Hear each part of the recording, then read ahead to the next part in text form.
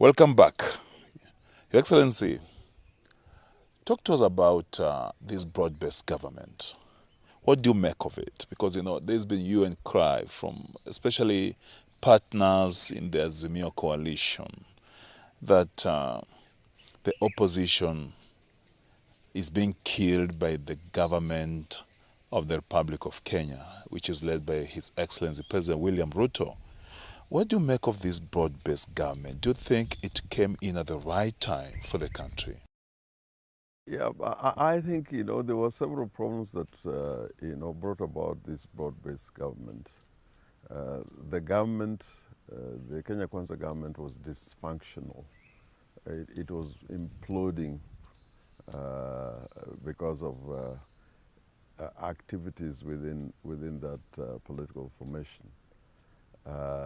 And in the country, there was a lot of dissatisfaction with, the cost of living. And this, as you see, it is not just this year, from last year, there were demonstrations. People died, some were injured, properties were destroyed. And there was an opportunity to try and bring the country together through the NADCO process. Unfortunately, before we could see the light at the end of the tunnel, there was again an upswing of protests, popularly under the auspices of the Gen Zs. And, the country was becoming ungovernable. So I think it was important to try and find a mechanism for bringing peace and unity back so that the country can now deal with the root causes of the problems that led to last year's demonstrations and the Gen Z demonstrations this year.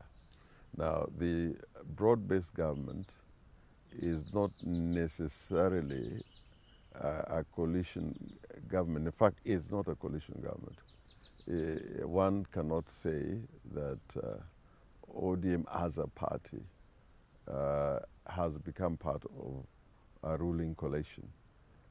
What has happened is certain persons within the party who had been approached to assist the current government in trying to not only manage its affairs, but to create, as you say, a broad-based government. The party agreed and said, you can become part of the government. The party will give support without necessarily surrendering its role as the minority party in parliament or as the opposition. At the same time, the party ODM will not retire from its constitutional duties of oversight. The question of legislation and representation goes across all the parties, the duty of all the parties and members of parliament to undertake those functions. But when it comes to oversight and by a constitutional construct,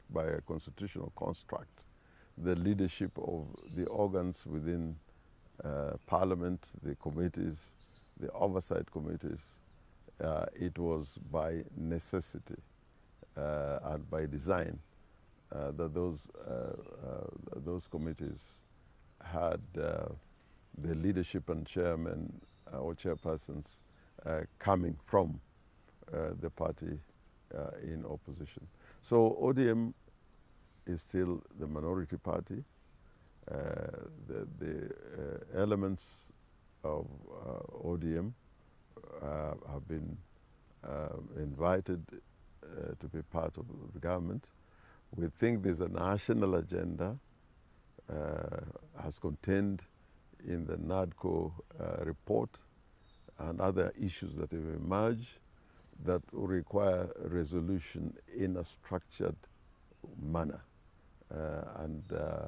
I, for one, am waiting for that time to come when not just the political parties, but all the stakeholders could be able to sit down and deal with the root causes of some of the problems that led to the demonstrations that we saw last year and this year.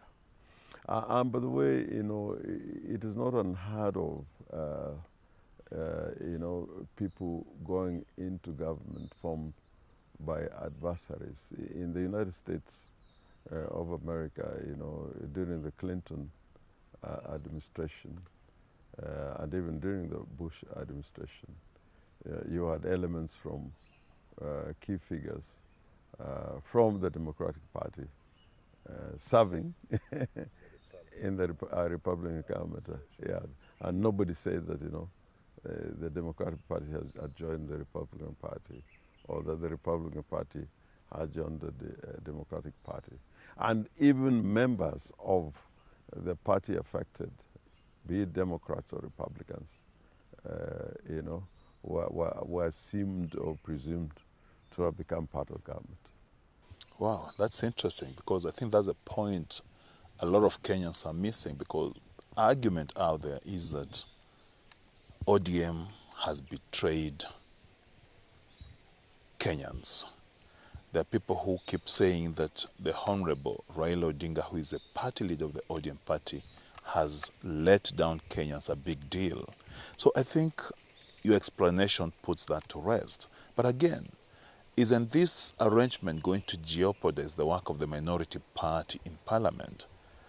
For instance, someone is asking, how can, in the spirit of comradeship, how can a member of the ODM party question what his former deputy party leader is doing in the ministry that they have been given?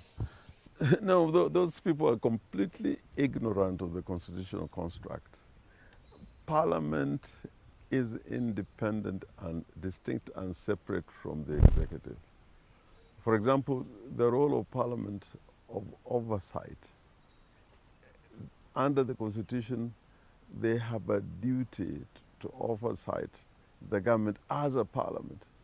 As a parliament. We are not in a parliamentary system where members of the executive serve in parliament, where you can say the government is in parliament, or the Westminster model, the government is actually, the executive is in parliament. Now we are going to add completely different construct where the executive is not in